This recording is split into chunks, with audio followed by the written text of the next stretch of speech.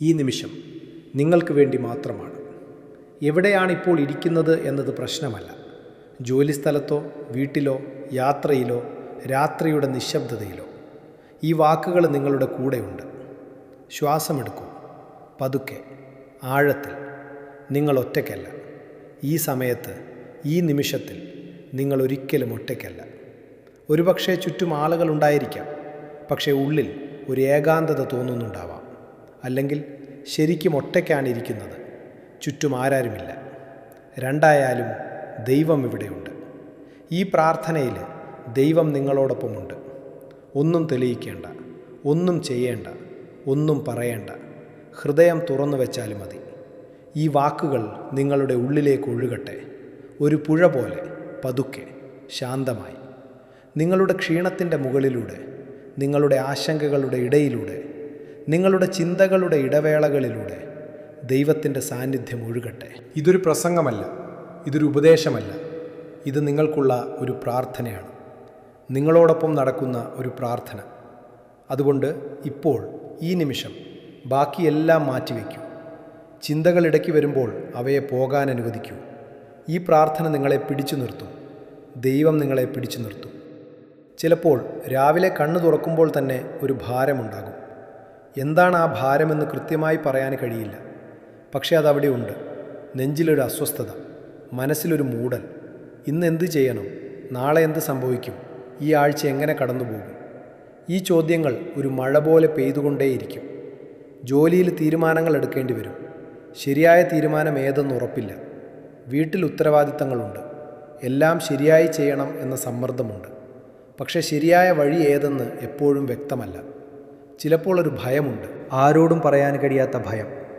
എന്തോ തെറ്റ് സംഭവിക്കുമോ എന്ന ചിന്ത, പ്രിയപ്പെട്ടവർക്ക് എന്തെങ്കിലും സംഭവിക്കുമോ എന്ന വേവലാതി, ഇനി എന്ത് ചെയ്യണം എന്ന ആശയക്കുഴപ്പം.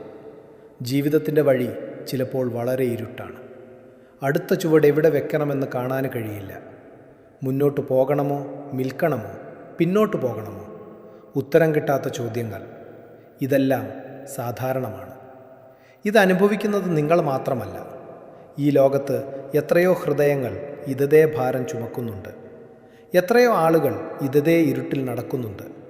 പക്ഷെ ഒരു കാര്യം ഓർക്കുക, ഈ ഭാരം മുഴുവനും നിങ്ങൾ ഒറ്റയ്ക്ക് ചുമക്കേണ്ടതല്ല. ഈ തീരുമാനങ്ങൾ മുഴുവനും നിങ്ങൾ ഒറ്റയ്ക്ക് എടുക്കേണ്ടതല്ല.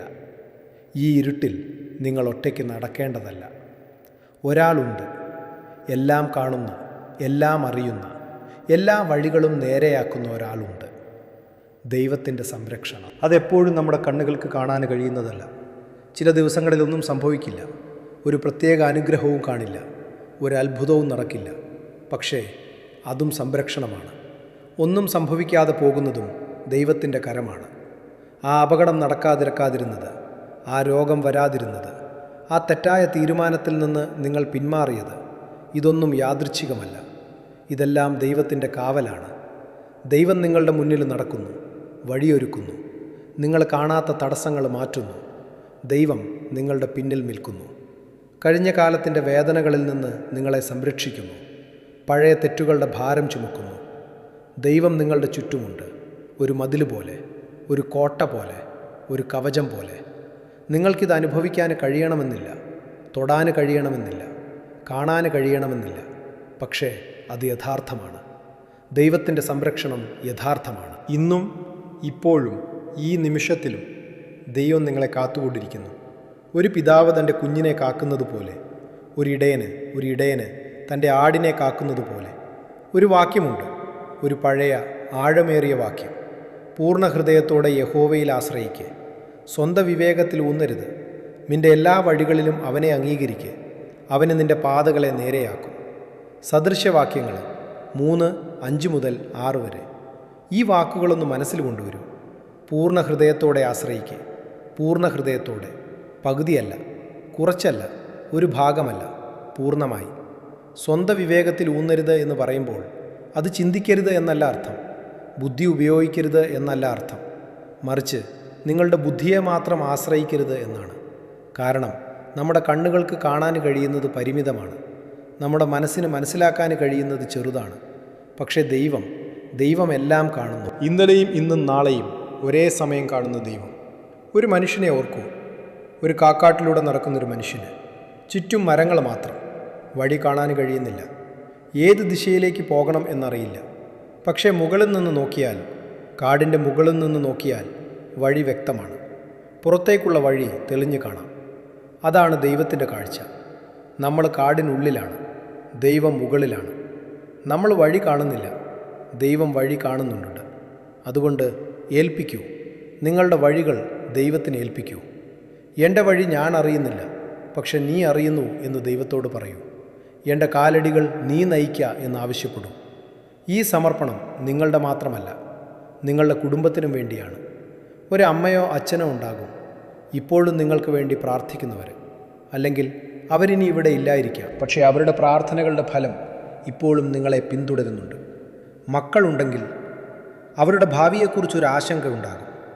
അവർ ശരിയായ വഴിയിൽ നടക്കുമോ? അവർക്ക് നല്ല ജീവിതമുണ്ടാകുമോ? ഈ ലോകം അവരോട് ദയ കാണിക്കുമോ? ഭർത്താവോ ഭാര്യയോ ഉണ്ടെങ്കിൽ ആ ബന്ധത്തിൽ ചിലപ്പോൾ ക്ഷീണമുണ്ടാകും. വാക്കുകൾ കുറയും, മൗനം കൂടും. ചിലപ്പോൾ ഒരേ വീട്ടിൽ താമസിക്കുന്ന അപരിചിതരെ പോലെ തോന്നും. ജോലിയിലെ സമ്മർദ്ദം, മാസാവസാനത്തിൻ്റെ ഭാരം, ബില്ലുകളുടെ കൂമ്പാരം, ഇതൊന്നും ചെറിയ കാര്യങ്ങളല്ല. ഇവ യഥാർത്ഥ ഭാരങ്ങളാണ്. വാർത്തകൾ കേൾക്കുമ്പോൾ ഭയം തോന്നും. യാത്ര ചെയ്യുമ്പോൾ ആശങ്ക ഉണ്ടാകും. അടുത്തതായി എന്ത് സംഭവിക്കും എന്ന ചിന്ത, ഇത് നിങ്ങളെ ക്ഷീണിപ്പിക്കുന്നുണ്ട്. പക്ഷേ ഈ ഭാരങ്ങൾ ഓരോന്നും ദൈവത്തിന് ഏൽപ്പിക്കാവുന്നതാണ്. ഓരോ ആശങ്കയും, ഓരോ ഭയവും, ഓരോ തീരുമാനവും ദൈവത്തിൻ്റെ കൈകളിലേക്ക് സമർപ്പിക്കാവുന്നതാണ്. എൻ്റെ വഴി ഞാൻ നിനക്ക് ഏൽപ്പിക്കുന്നു. എൻ്റെ കുടുംബത്തിൻ്റെ വഴി ഞാൻ നിനക്ക് ഏൽപ്പിക്കുന്നു. എൻ്റെ മക്കളുടെ ഭാവി ഞാൻ നിനക്ക് ഏൽപ്പിക്കുന്നു. നീ നേരെയാക്കും, നീ നയിക്കും. ഇപ്പോൾ ഈ നിമിഷം നമുക്ക് പ്രാർത്ഥിക്കാം.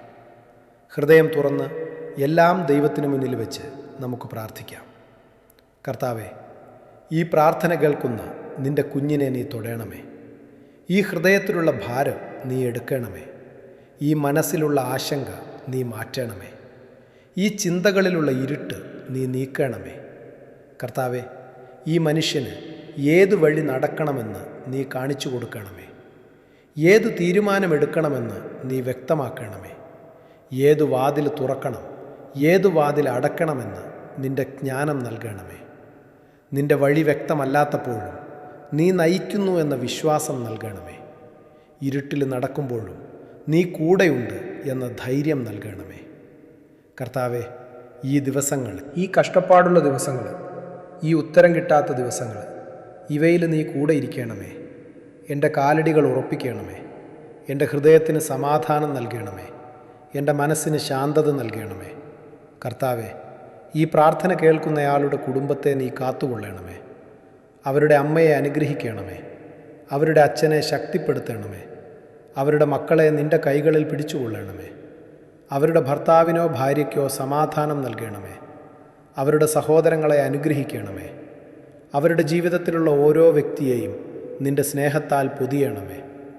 ദൂരെയുള്ളവരെ, അടുത്തുള്ളവരെ, ഇപ്പോൾ സംസാരിക്കാത്തവരെ, അവരെയും നീ കാത്തുകൊള്ളണമേ. കർത്താവെ, ഈ കുടുംബത്തിൻ്റെ വഴി നീ നേരെയാക്കണമേ. ഓരോ അംഗത്തിൻ്റെയും കാലടികൾ നീ ഉറപ്പിക്കണമേ. ഈ കുടുംബത്തിൻ്റെ മുന്നിലും പിന്നിലും ചുറ്റിലും നിൻ്റെ കാവലുണ്ടാകണമേ.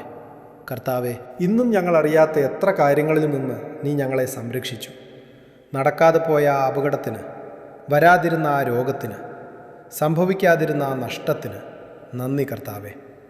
ഞങ്ങൾ കാണാത്ത സംരക്ഷണത്തിന് നന്ദി. ഞങ്ങളറിയാത്ത അത്ഭുതങ്ങൾക്ക് നന്ദി. ഞങ്ങൾ ശ്രദ്ധിക്കാതെ പോയ അനുഗ്രഹങ്ങൾക്ക് നന്ദി. കർത്താവെ, ഇനിയും ഞങ്ങൾക്ക് ചുറ്റും നിൻ്റെ കാവലുണ്ടാകണമേ. ഞങ്ങൾ കാണാത്ത അപകടങ്ങളിൽ നിന്ന് ഞങ്ങളെ രക്ഷിക്കണമേ. ഞങ്ങളറിയാത്ത ഭീഷണികളിൽ നിന്ന് ഞങ്ങളെ മാറ്റി നിർത്തണമേ. നിൻ്റെ കാവൽ കാണാത്തപ്പോഴും അതുണ്ട് എന്ന് വിശ്വസിക്കാൻ ഞങ്ങളെ സഹായിക്കണമേ. കർത്താവെ, ചില ഭയങ്ങളുണ്ട്, അവയ്ക്ക് പേരില്ല. ചില ആശങ്കകളുണ്ട്, അവ വാക്കുകളിൽ ഒതുങ്ങില്ല. ഹൃദയത്തിൻ്റെ ഏറ്റവും ആഴത്തിൽ ഒളിഞ്ഞിരിക്കുന്ന ആ ഭയം, ആരോ ഭയം, ആരോടും പറയാൻ കഴിയാത്ത ആ വേദന, ഉറക്കത്തിൽ പോലും വരുന്ന ആ ചിന്ത. കർത്താവെ, നീ ഇതെല്ലാം അറിയുന്നു. വാക്കുകളില്ലാതെ തന്നെ നീ മനസ്സിലാക്കുന്നു. പേര് പറയാൻ കഴിയാത്ത ആ ഭയം നിനക്കറിയാം. ആ ഭയത്തെ നീ തൊടയണമേ. ആ ആശങ്കയെ നീ ശാന്തമാക്കണമേ. ആ ചിന്തയെ നീ സൗഖ്യമാക്കണമേ. കർത്താവെ, ഞങ്ങൾക്ക് പറയാൻ വാക്കുകളില്ലാത്തപ്പോൾ നിൻ്റെ ആത്മാവ് ഞങ്ങൾക്ക് വേണ്ടി പ്രാർത്ഥിക്കട്ടെ. ഞങ്ങളുടെ നെടുവീർപ്പുകൾ നിൻ്റെ മുന്നിൽ പ്രാർത്ഥനയാകട്ടെ. ഞങ്ങളുടെ കണ്ണുനീര് നിൻ്റെ മുന്നിൽ സംസാരിക്കട്ടെ.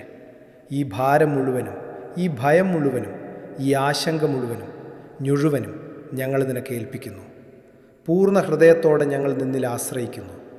ഞങ്ങളുടെ എല്ലാ വഴികളിലും ഞങ്ങൾ നിന്നെ അംഗീകരിക്കുന്നു.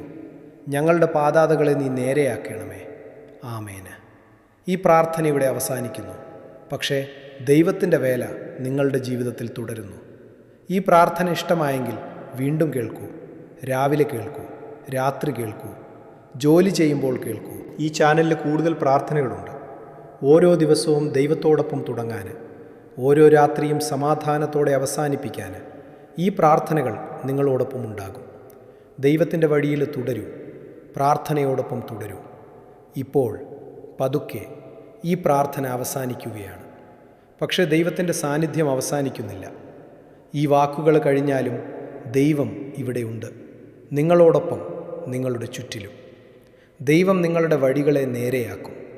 ദൈവം നിങ്ങളുടെ കാലടികൾ ഉറപ്പിക്കും. ദൈവം നിങ്ങളുടെ കുടുംബത്തെ കാത്തുകൊള്ളും. ഇന്ന് രാത്രി ഉറങ്ങുമ്പോൾ ഈ ഉറപ്പ് ഹൃദയത്തിൽ വെച്ചുകൊണ്ട് ഉറങ്ങൂ. ദൈവം നിന്നെ ഇന്നും കാത്തു. ദൈവം നിന്നെ നാളെയും കാക്കും.